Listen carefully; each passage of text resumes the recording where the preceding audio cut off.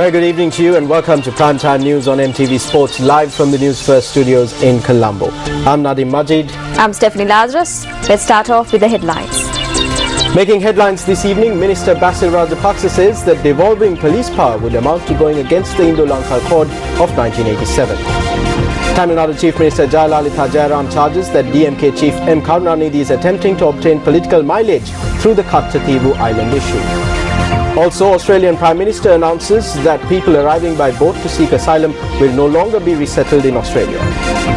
And latest central bank data indicates a 1.5% drop in the country's export income during the month of May. Now, news in detail. Minister of Economic Development Basil Rajapaksa says that Sri Lanka would never risk a provincial government forming its own army through devolved police powers. The minister made these comments during an interview with India's The Hindu newspaper. Speaking to the Hindu newspaper, Minister Basil Rajapaksa said that devolving police power would amount to going against the Indo-Lanka Accord of 1987. The minister pointed to Section 2, Part 10 of the Accord, stating, quote, "It calls for the government to use the same organizations and mechanisms for law enforcement and security in the northern and eastern provinces as in the rest of the country. It is very clear in the Accord. It says police powers have to be with one police. There is no separate mechanism, so you can't have a separate police force in provinces," unquote. In his interview with the Hindu newspaper, Minister Basil Rajapaksa said that both India and Sri Lanka understand each other's point of view. However, this was Sri Lanka's problem and that Sri Lanka must find a solution from within itself. The minister said, quote, "So as two sovereign countries and countries who have been friends for a long time, we have to understand each other. Our people have been very understanding of India. India must understand that," unquote. Welcome back to the news. Western Province Minister of Environment, Attorney at Law Udaya Gammampila says that the Indo-Lanka Accord has undermined the sovereignty of Sri Lanka. The provincial minister expressed this view at an exhibition held at the Public Library Auditorium in Colombo today. එක රටක් නම් එක නීතියක් නම් එක පාලනයක් නම් ඒක අපේ ව්‍යවස්ථාව තුලින් පැහැදිලිව නිරූපණය විය යුතු තියෙනවා. If it is one country, one law and one rule, then this must be clearly noted in the constitution. If this power goes into the hands of a secessionist force, then they can use these constitutional powers to clash with the central government and secede. Thereby, it is clear that this provincial council system is not suitable for a country. It is counterproductive and illegal, and it has opened the door for constitutional secession. It is a threat to national security, the unitary nature of the country, and a threat to political stability. Anyone with common sense will not do this. The country cannot be governed if this is done. සිහි බුද්ධිය තියෙන සිහි කල්පනාව තියෙන කිසිම කෙනෙක් මේ වැඩේ කරන්නේ නැහැ. මේක කරලා රට පාලනය කරන්න බෑ. පොලිස් බලතල දෙන්නේ මේ කාට හරි ඩයස්පෝරාවට ආරෙහිට මේ නෙමෙයිනේ. ඒ මිනිස්සු ඡන්ද දීලා පත් කරන Police powers are not being granted to the diaspora, are they? It is being granted to a group elected by the people's vote. The foundation of democracy is popular sovereignty, bottom to top. We cannot reject the flow of power to the bottom. He said that anyone who is in their sense will not grant police or land powers. I have a question as to whether the police and land powers were not granted because of common sense prevailing. No one wants to let others use the powers that they have. They don't want to give power to those who are... Well, what you just witnessed were the views expressed by Nishantasri Varnasinghe and Dr. Nirmal Ranjit Devasiri regarding the devolution of powers to the provincial councils, specifically land and police powers. Meanwhile, a ceremony to mark the commencement of the payment of allowances to members of the July Strikers movement by the State Building Department was held today. The event was held under the auspices of the Minister of Construction, Engineering Services, Housing and Common Amenities, Vimal Weerawansa.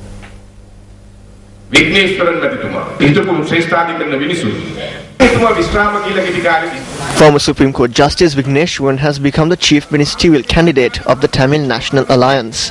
Mave Sinadiraja wanted the candidature. However, two embassies spoke to Mave Sinadiraja and asked him to abandon his request. One embassy warned him that his family is residing there and that if he continues to cling on to this request, then they would deport his family to Sri Lanka and that they would not receive visas to return there.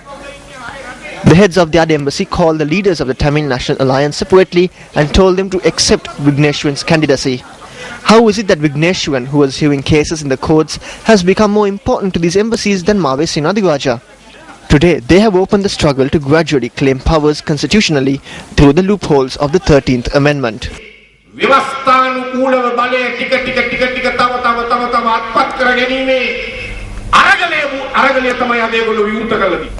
The topic for debate at the Satana political debate program held at Stein Studios in Ratmalani yesterday was the development of the central province.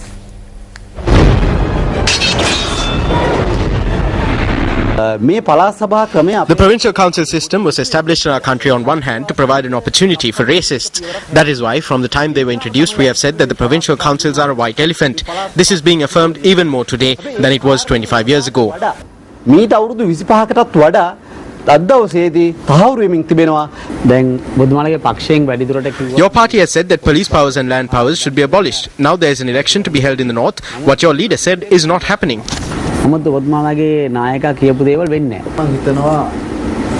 These factors have been cropping up, but now a special dialogue has commenced regarding abolishing provincial councils. Did you not say that you would not contest provincial council elections if the election for the Northern Provincial Council was held with land and police powers? We are not contesting the Northern Provincial Council election. Are you saying that the holding of the Northern Provincial Council elections with land and police powers in violation of your stance is irrelevant to you? This is why we are not contesting elections for the Northern Provincial Council. Are the elections for the Northern Provincial Council being held taking into consideration the stance of the National Freedom Front? The Northern Provincial Council election is being held in violation of our stance. Conceptually, we are against the entire provincial council system. It was said here that the Central Provincial Council is a white elephant. We guarantee that we will turn it into an elephant that works for the people.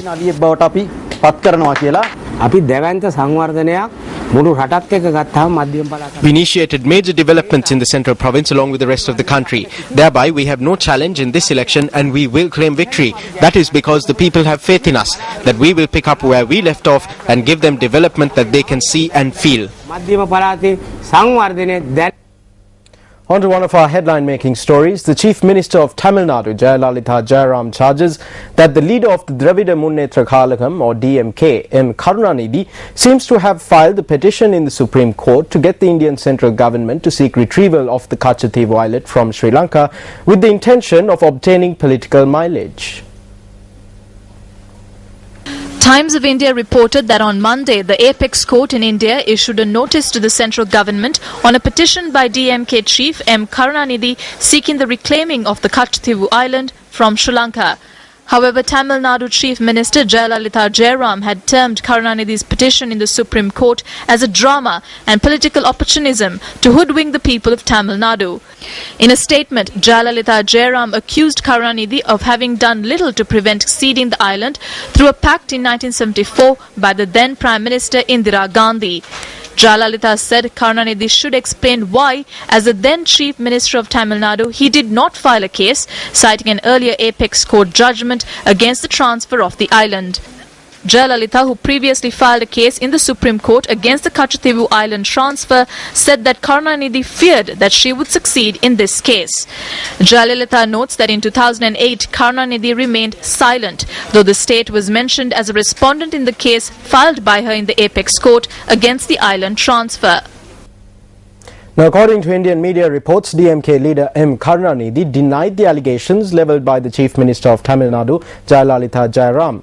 Quoting the DMK leader, The Hindu reports that the DMK never accepted the ceding of the Kachativu island and both party and party-led government have never failed to ask the centre for its retrieval. Tamil Nadu Judge P. Sadasivam was sworn in as the new Chief Justice of India today, the first Chief Justice in India's history to hail from the Tamil Nadu province. Prime Minister Dr. Manmohan Singh and Congress Party leader Sonia Gandhi were also present at the swearing-in ceremony that took place at the Rashtrapati Bhavan, the official residence of the Indian President. 64-year-old P. Sadasivam was sworn in as India's 40th Chief Justice. The new Chief Justice will hold the office until the 26th of April next year. In another headline-making story, Australian Prime Minister Kevin Rudd announced today that people arriving by boat to seek asylum will no longer be resettled in Australia. According to the new regional resettlement agreement, unauthorized arrivals will be sent to Papua New Guinea. Australia has struggled to prevent an influx of asylum seekers arriving by boat, and according to reports, record numbers turned up in 2012 and more than 13,000 have turned up so far this year. From now on, any asylum seeker who arrives in Australia by boat will have no chance of being settled in Australia as refugees. Asylum seekers taken to Christmas Island will be sent to Manus and elsewhere in Papua New Guinea for assessment of their refugee status.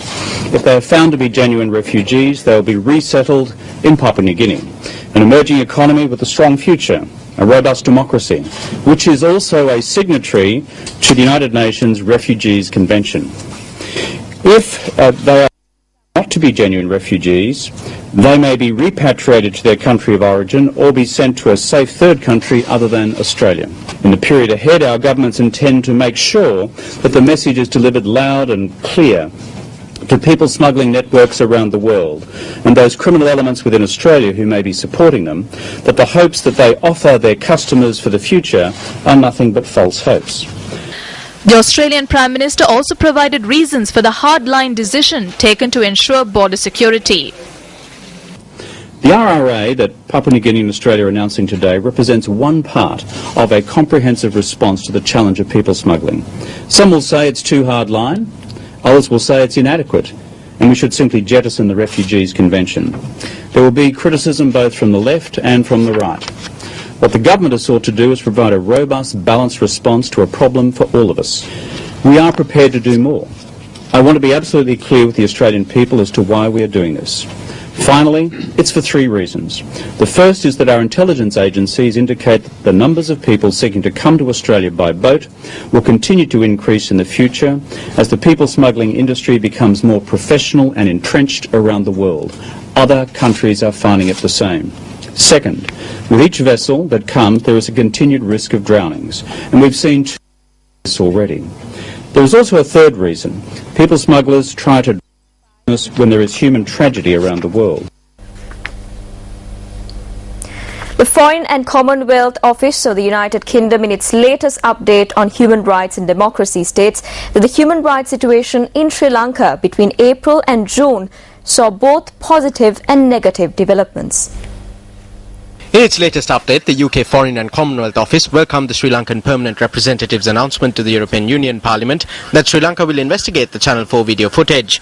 The UK also welcomed the announcement that Northern Provincial Council elections will take place in September. However, it highlights the debate over the devolution of power. The UK notes that there were continued restrictions on freedom of expression during the last 3 months, pointing out the repeated attacks on the Udayan newspaper office in Jaffna and the arrest of Azad Saleh in May under the Prevention of Terrorism Act over press comments. The UK Foreign and Commonwealth Office, which highlighted the concerns raised by the Committee to Protect Journalists and Human Rights Watch over plans to introduce a code of media ethics, reiterated that the UK raised its concerns over attacks on media institutions and threats to freedom of expression with Sri Lankan authorities. It points out concerns surrounding freedom of association and also mentions the statement made by a ruling party MP in Parliament that disappeared journalist Pregit Eknaligoda was currently living in France. The UK Foreign and Commonwealth Office reiterates that it continues to regularly raise its human rights concerns with the Sri Lankan government. Now, at the beginning of this news bulletin, we informed you that Western Province Minister of Environment Udaya Gammampila had said that the Indo-Lanka Accord undermines the sovereignty of Sri Lanka. Now, owing to a technical difficulty, we were unable to take a listen to what the Western Province Minister of Environment said, but my producer has just informed me that we do have that clip for you. So let's take a listen to the views that were expressed by Udaya Gammampila. The Indo-Lanka Accord and the Upcountry Agreement are the same, as they both destroyed the sovereignty of the country. It might not be evident at once when you read the Indo-Lanka Accord. There were 2 letters that were exchanged with it, and that is where the secret lies. According to the Indo-Lanka Accord, India's consent has to be obtained before allowing a warship of a foreign country to enter Sri Lankan port. Should a sovereign country do such a thing? According to the Indo-Lanka Accord, consent has to be obtained from India if we seek assistance from a foreign country for military training or intelligence gathering. Decisions on the devolution of power in our country has to be taken based on what If we are a sovereign nation, then why should we consult India when using our ports, our oil tank, and when obtaining military assistance from another country?